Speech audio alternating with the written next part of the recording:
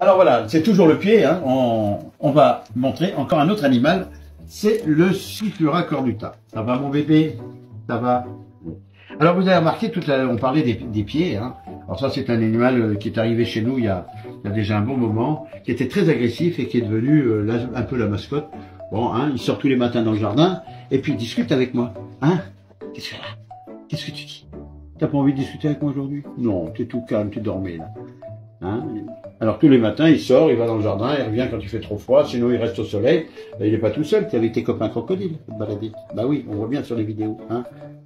Alors, lui, on peut se remarquer que ses pattes, il les utilise pour courir. Elles sont très puissantes. Très très puissantes.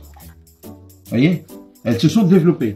Par contre, évidemment, il manque un doigt ici et un doigt là. Parce que comme c'est un animal qui lui a été remis par l'administration, parce qu'il était chez quelqu'un qui l'a acheté, croyant voir les papiers, par un trafiquant, qui a jamais rien lu, finalement c'est un animal qui est arrivé en fraude. Et on a même découvert, après, une fois qu'on l'a récupéré, qu'il avait au cou, on peut voir un petit trou là, qui traverse.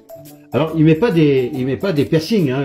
Lui c'est pas son truc les piercings. Il a déjà assez de trucs sur la gueule sans en rajouter, hein. Du genre les piercings ici, non il les a déjà. Mais à quoi servait ce petit trou qui était là?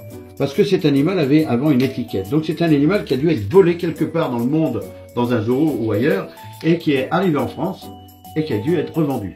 Ça c'est l'étude. Hein monsieur le flic? Donc t'as vu du pays toi. Mais maintenant que t'es ici, t'es hyper cool. Hein? Hein dis-moi que t'es hyper cool. T'es gentil comme tout maintenant? Bah oui, t'es gentil. Hein? Ça va. Voilà. Donc on voit bien que ses pattes à lui sont devenues très puissantes parce que lui, il ne vit pas dans les arbres.